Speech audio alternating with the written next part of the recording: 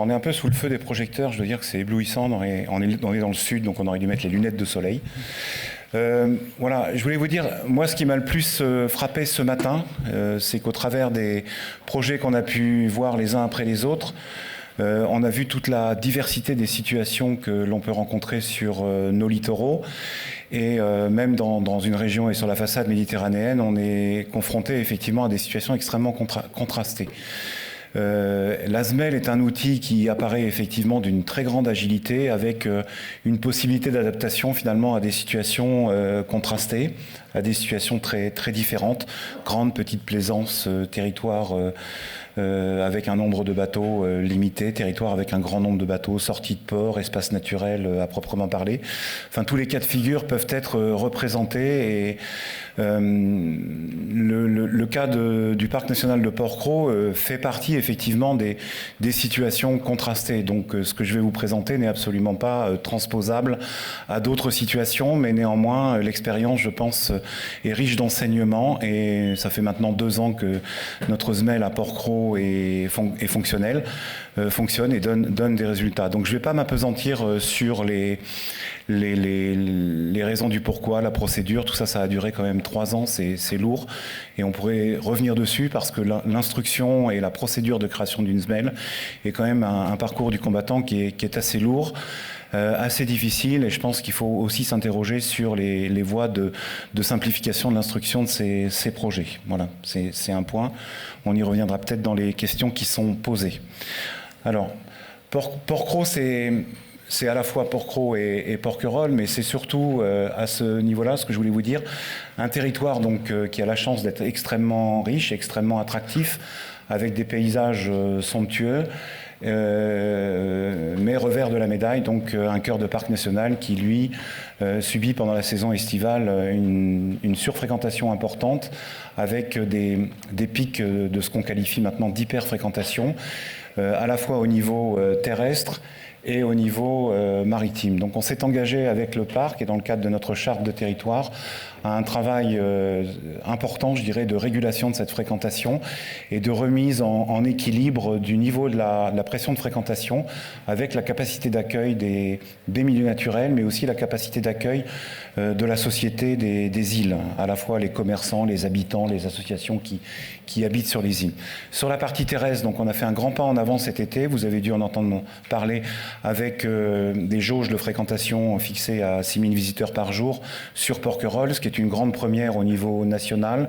Et on a maintenant une législation depuis le 22 août 2021, donc c'est tout récent, qui donne des outils aux élus locaux pour permettre de réguler la fréquentation dans des espaces relevant de la domanialité publique, ce qui n'était pas le cas jusqu'à présent.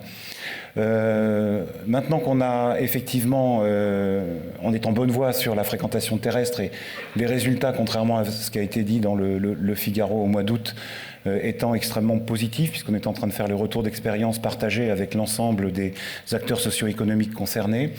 La situation est positive, donc on a commencé à attaquer la question de la régulation des vélos sur les îles. Et on a aussi maintenant, et qui nous intéresse plus aujourd'hui, la question de la régulation de la fréquentation maritime, essentiellement donc fréquentation de plaisance locale.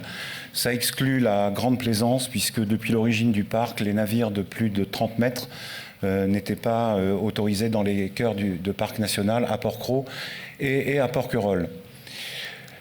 La situation, donc, on a souhaité d'abord aborder la question dans les cœurs de parcs historiques et je dois dire que ça faisait 30 ans qu'on parlait de créer ces zones de mouillage et qu'enfin on a réussi effectivement à aboutir grâce à une conjonction de planètes, grâce à une conjonction de mesures financières et de capacité aussi des équipes à traiter ce sujet-là. On a donc priorisé le secteur de la passe de Bagot, donc entre l'île de Porquerolles et l'île de Bagot, qui fait partie du cœur historique depuis 1963 du parc national de Porquerolles. Et la situation de Porquerolles, on commence juste, je l'aborderai tout à l'heure un peu plus rapidement, mais on commence juste à la traiter pour un objectif aménagement et ouverture 2023. Voilà, ce travail a été un travail du Parc national, mais énormément partagé, qui a fait appel à de nombreuses contributions des uns ou des autres, et voilà un travail important des administrations de l'État, des DTM, préfecture maritime en premier lieu, mais aussi DREAL, inspection des sites en particulier, qui fait que ce travail finalement s'est construit petit à petit pour faire quelque chose qui nous semble maintenant extrêmement positif dans l'intérêt de la protection de l'herbier de Posidonie. Alors, c'est là, il peut y avoir une ambiguïté. Est-ce que l'objectif d'une SMEL, c'est de protéger la Posidonie? Est-ce que l'objectif, c'est de réguler la fréquentation? Pour nous, très clairement, l'objectif, c'est la protection de l'herbier, la protection des fonds sous-marins. Si, en même temps, ça peut contribuer à une certaine forme de régulation de la fréquentation, c'est tant mieux.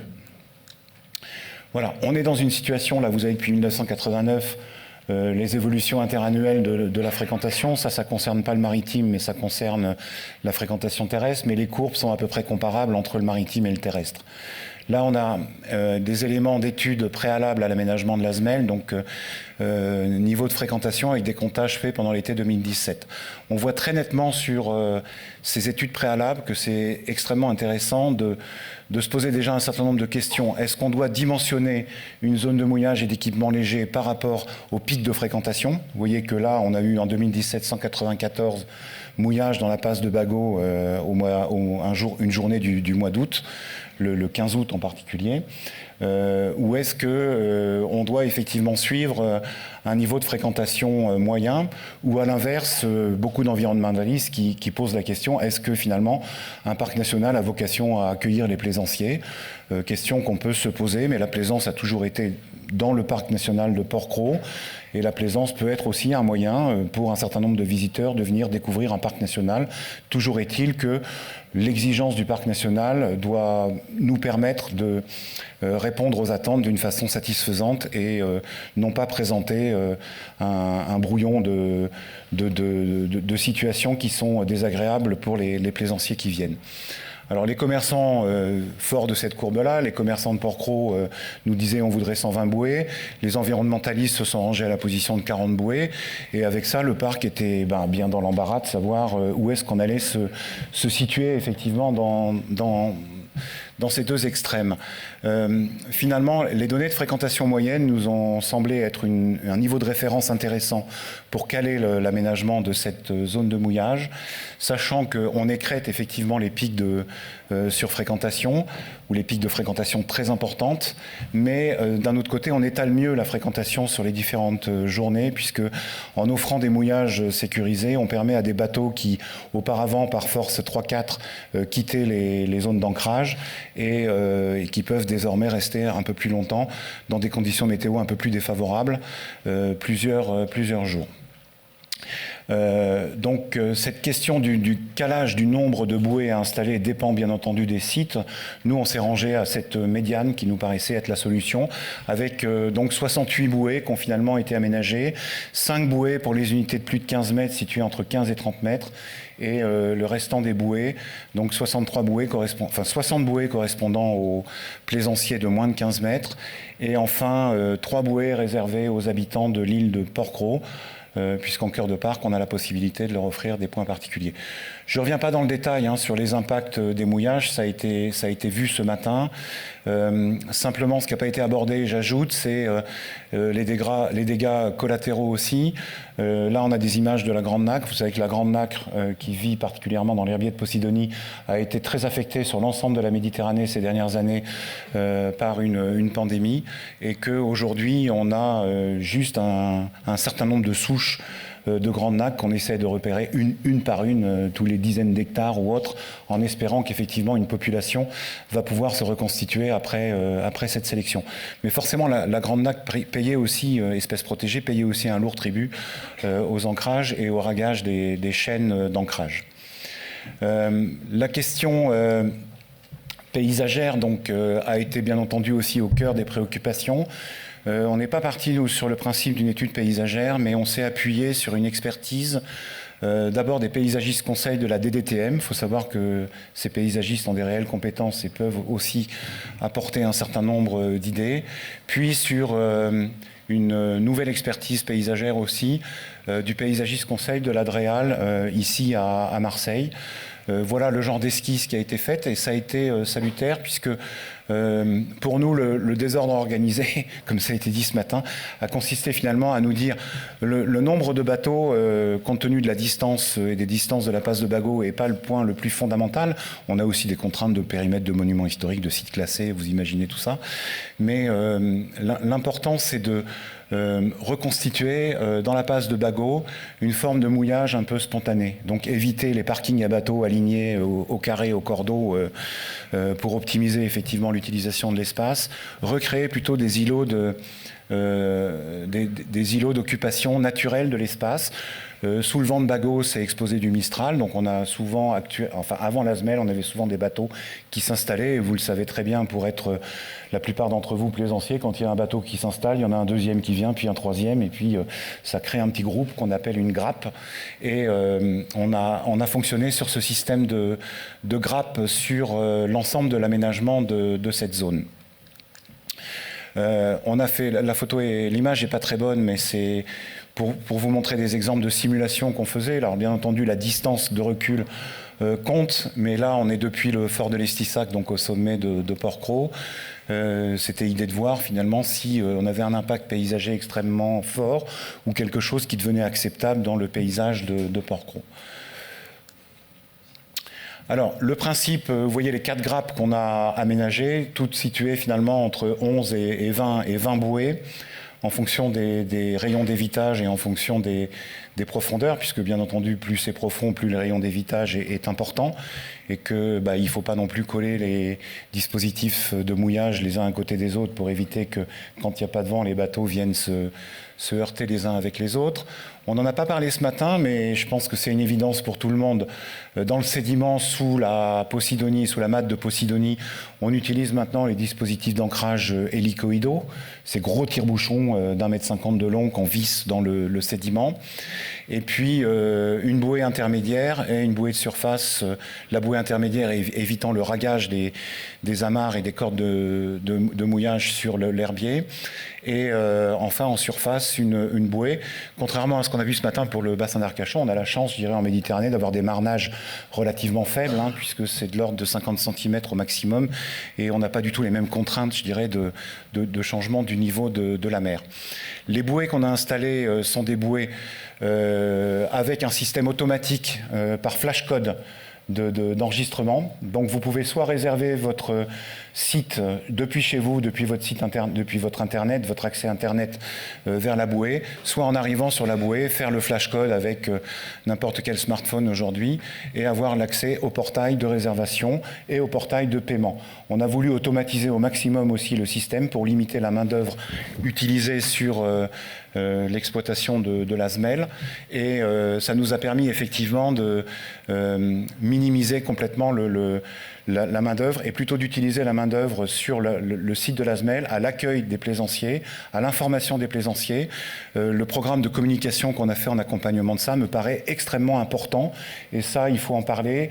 Une SMEL, ce n'est pas qu'un aménagement de bouée et au sol, c'est aussi un vrai programme d'animation et un vrai programme de communication qu'il faut faire auprès des plaisanciers pour que ça soit respecté. Ce que j'ai oublié de vous dire, c'est que la zone rose, c'est la zone qui a été interdite à l'ancrage, bien entendu, des plaisanciers individuels. Et donc, on a 68 bouées d'amarrage contre 176 hectares d'herbiers sur lesquels l'ancrage a été interdit. Voilà, juste rapidement, les techniques d'installation. Pour sécuriser les mouillages de nuit, parce que nous, on autorise la nuit et c'est la nuit qui est payante, on a sécurisé avec 3 dispositifs d'ancrage, donc 3 tire-bouchons par bouée, ce qui nous permet de garantir la tenue de ces ouvrages à peu près 4 fois. On a multiplié par 4 les normes de sécurité. Ça a un coût.